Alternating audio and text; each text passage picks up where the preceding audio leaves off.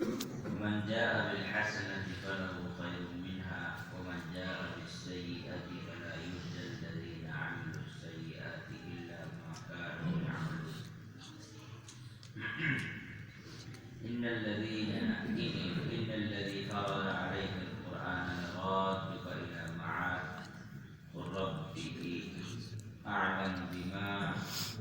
أعلم من جاء بالهدى ومن هو في ضلال مبين. اللہ رب العالمین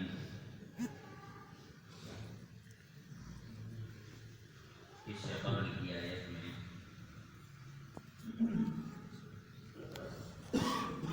بنی اسرائیل کے ایک آدمی قارون کا ذکر میں یہ بیان کیا کہ قارون کا اللہ رب العالمین نے زمین پر دھسا دیا، اور جو لوگ قارون جیسا بننا چاہتے تھے انہوں نے اس سے سبق لی اور کہا کہ اللہ رب العالمین کی مہربانی اور اس کا فضل ہمارے ساتھ اگر نہیں ہوتا تو ہمارا بھی یہی حشر ہو جاتا۔ پھر اللہ تعالیٰ نے فرمایا تلک الدار الآخرہ، یہ آخرت کی زندگی، نجعلها للذین لا یریدون علوا فی الارض ولا فسادا، ہم نے اسے بنایا ہے اپنے ان بندوں کے لیے جو اس دنیا میں اونچائی اور فساد نہیں چاہتے ہیں، والعاقبۃ للمتقین، اور آخرت صرف اور صرف اللہ رب العالمین کے پرہیزگار بندوں کے لیے۔ یہاں اللہ رب العالمین نے اس بات کی وضاحت کر دی کہ جب انسان دنیا میں دو قسم کی برائیوں میں مبتلا ہو جائے گا تو اس کی آخرت تباہ و برباد ہو جائے گی۔ پہلی چیز تعلی،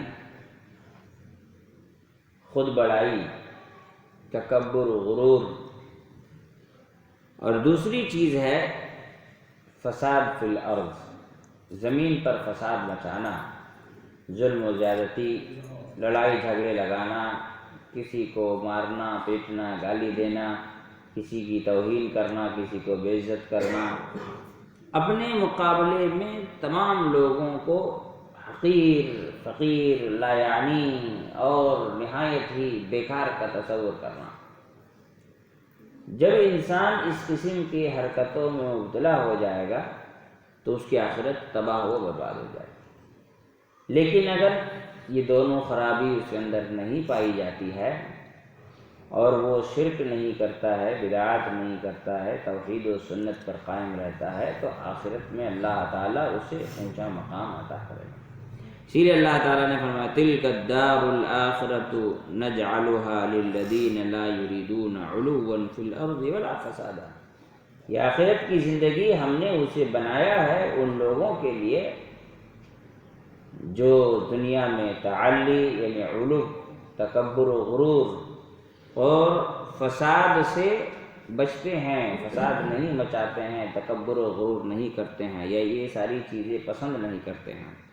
والعاقبۃ للمتقین، اور عاقبت آخرت متقیوں کے لیے ہے، پرہیزگار لوگوں کے لیے ہے۔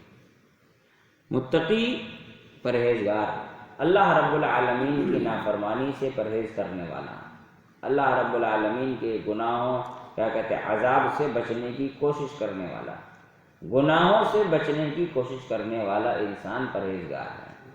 جو انسان بہت زیادہ عبادت کرتا ہے لیکن گناہوں سے نہیں بچتا، وہ پرہیزگار نہیں ہے، وہ متقی نہیں ہے۔ تقوی یہی ہے کہ انسان گناہوں سے خود کو بچانے کی کوشش کرے۔ یہی وجہ ہے اللہ رب العالمین نے رمضان کے روزوں کی فرضیت کا ذکر کرتے ہوئے کہا لعلکم تتقون، تاکہ تم متقی ہو جاؤ۔ کیوں؟ اس لیے کہ یہ رمضان کے روزے تمہیں گناہوں سے بچنے میں معاون بنے گی، مددگار بنے گی۔ تو گناہوں سے بچنا ہی حقیقت میں کیا ہے؟ تقوی ہے۔ آدمی ڈھیروں عبادت کرے، گناہوں سے پرہیز نہ کرے، تو ایسی صورت میں بسا اوقات گناہ اس کے عبادتوں کو بھی لے ڈوبے گی۔ بہت سے گناہ ایسے ہیں جو انسان کی نیکیوں کو برباد کر دیتی ہے، بدعت ہے، شرک ہے، کفر ہے، اسی طرح سے حسد ہے، جلن ہے، یہ انسان کے گناہوں کو برباد کر دیتی ہے، نیکیوں کو برباد کر دیتی ہے۔ اس کے بعد اللہ تعالیٰ نے فرمایا من جاء بالحسنۃ فلہ خیر منہا، جو آدمی نیکی لے کر کے آئے گا، نیکی کرے گا، اللہ رب العالمین نے فرمایا فلہ خیر منہا، اس کو اس کے زیادہ بدلہ دیا جائے گا، اس سے بہتر بدلہ دیا جائے گا۔ ان الحسنۃ بعشرۃ امثالها الی 700 ضعف، یقیناً نیکی اس کا بدلہ اس کے 10 گنا سے لے کر 700 گنا تک ہے۔ یعنی انسان بنیادی طور پر یہ مان کر رکھے کہ اگر انسان نیکی کرتا ہے تو کم سے کم 10 نیکی تو اس کو ملنی ہی ملنی ہے نیکی کرنے پر۔ یہ خیر منہا میں تو 2 ہو جائے تو کافی ہے، آدمی نے 1 نیکی کی، اللہ نے 2 دے دیا تو فلاح خیر منہا، اس سے بہتر بدلہ ہو گیا۔ لیکن کم سے کم 10 نیکی الی 700 ضعف، یہاں تک کہ وہ 700 گنا تک بڑھتا چلا جاتا ہے۔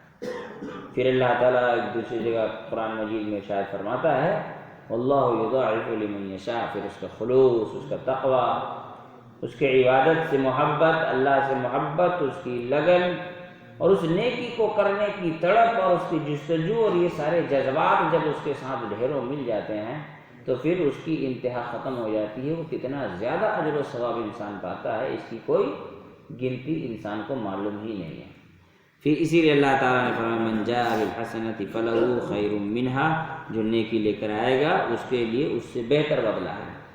ومن جاء بالسیئۃ فلا یجزی الذین عملوا السیئات الا ما كانوا یعملون، تو جو لوگ گناہ لے کر کے آئیں گے تو ان کو بدلہ نہیں دیا جائے گا ان کے گناہوں کا سوائے اتنا جتنا انہوں نے کیا ہے۔ آیت کے اس ٹکڑے پر غور کریں تو اس میں اللہ نے فرمایا آدمی اگر ایک گناہ کرے گا تو اس کو گناہ ایک ہی دی جائے گی، اس سے زیادہ نہیں دیا جائے گا۔ اس میں 2 باتیں ہیں۔ پہلی بات تو یہ ہے کہ اللہ رب العالمین کی رحمت، آدمی نیکی کرتا ہے تو اللہ اس کا کئی گنا اجر عطا کرتا ہے، لیکن گناہ کرتا ہے تو اللہ تعالیٰ کئی گنا نہیں، اتنا ہی دیتا ہے جتنا انسان گناہ کیا۔ اگر انصاف کی بات ہو تو پھر ایسی صورت میں یا تو انسان کو اتنا ہی ملنا چاہیے جتنا اس نے نیکی کیا ہے، یا تو جس طرح نیکی 700 گنا سے بھی زیادہ آگے بڑھ جاتا ہے گناہوں میں بھی ہونا چاہیے۔ لیکن اللہ رب العالمین جہاں انصاف کرتا ہے وہیں اللہ تعالیٰ کی یہ رحمت ہے۔ تو اللہ رب العالمین جتنا گناہ کیا اتنا ہی سزا دے کر کے انسان کے ساتھ انصاف کرتا ہے، اور جتنا نیکی کیا اس کا 700 اور اس سے بھی زیادہ اجر عطا کر کے اللہ تعالیٰ اپنی رحمتیں انسان پر لٹاتا ہے۔ اللہ رب العالمین کی یہ رحمت ہے۔ دوسری چیز ایک بات پر غور کریں کہ جب گناہوں کے عذاب کا ہم ذکر پڑھتے ہیں تو بڑے خطرناک عذاب اللہ تعالیٰ نے گناہوں پر بیان کیا۔ جیسے اللہ کے رسول صلی اللہ علیہ وسلم نے خواب دیکھا، ایک آدمی خون کے دریا میں ڈوب رہا ہے، کنارے آتا ہے، پھر اس کو پتھر مار کے اس دریا میں پھر پھینک دیا جاتا ہے۔ کچھ لوگ تندور میں جلائے جا رہے ہیں تو کچھ لوگوں کو کا جبڑا چیرا جا رہا ہے۔ یہ سارے انسان کے گناہوں کے نتائج ہیں جو رسول اللہ صلی اللہ علیہ وسلم کو اللہ رب العالمین نے دکھایا۔ جب کسی گناہ کی سزا اتنی ہے جتنا اس نے کیا ہے تو اتنا خطرناک سزا کیوں ہے نا؟ اس کا مطلب یہ ہوتا ہے کہ گناہ ہماری نظر میں بہت چھوٹے ہیں، لیکن اس گناہ کا لیول اتنا ہی اونچا ہے جتنا کہ اس کا عذاب ہے، جتنا کہ اس کا عذاب ہے۔ روزہ چھوڑنے کا کیا ہے؟ اللہ کے رسول صلی اللہ علیہ وسلم نے فرمایا کہ اس کے جبڑا چیر دیا جائے گا، ہے نا؟ آدمی کا بڑا معمولی لگتا ہے، روزہ چھوڑ دیتا ہے، نہیں ایسا مسئلہ ہے تو وہ پریشانی ہے تو یہ ہے، مجھ سے بھوک برداشت نہیں ہوتا، مجھے ایسیڈیٹی کی تکلیف ہے۔ دنیا بھر کی انسان روزہ نہیں رکھنے کے لیے بہانے مختاری کرتا ہے۔ کیا اس نے کبھی یہ سوچا کہ اس کا عذاب جو اللہ رب العالمین نے رکھا جو اس گناہ کے برابر ہے، اگر 700 گنا اللہ بڑھا دیا ہوتا تو پھر کیا ہوتا؟ جن لوگوں کو تندور میں اللہ رب العالمین نے جلتا ہوا رسول اللہ صلی اللہ علیہ وسلم کو دکھایا وہ زانی لوگ تھے۔ کیا لوگ اس بات پر غور کرتے ہیں کہ اگر 700 گناہ ہوتا تو کیا ہوتا؟ یہ تو صرف اسی کے برابر ہے جتنا انسان نے گناہ کیا۔ اسی طرح جو کیا کہتے ہیں سود کھانے والا ہے، دریا میں ڈوب رہا ہے، خون کے ندی میں ڈوب رہا ہے، کیا وہ کھانے والا کبھی یہ سوچا کہ اگر انسان جو سود کھا رہا ہے اللہ تعالیٰ اس کا 700 گناہ کر کے اس کو سزا دیا ہوتا تو کیا ہوتا؟ وہ تو خون کے دریے میں انسان خالی ڈوب رہا ہے۔ تو اس طرح سے اللہ رب العالمین نے جو عذاب متعین کیا، یہ سوچنے کی چیز ہے کہ وہ تو اس کے لیول کا ہے، جو گناہ ہے اس کے برابری کا ہے، اس سے ذرہ برابر بھی اضافہ اور اس سے زیادہ کا نہیں ہے۔ اگر اللہ رب العالمین جس طرح نیکیوں میں 700 گناہ کر دیتا ہے، اگر گناہ میں کر دے تو کیا انسان کا حشر ہوگا، کیا انجام ہوگا؟ یہ سوچنے کی چیز ہے اور انسان کو سمجھنے کی ضرورت ہے۔ اللہ رب العالمین سے دعا ہے اللہ تعالیٰ ہم تمام لوگوں کو سمجھ کی توفیق عطا فرمائے۔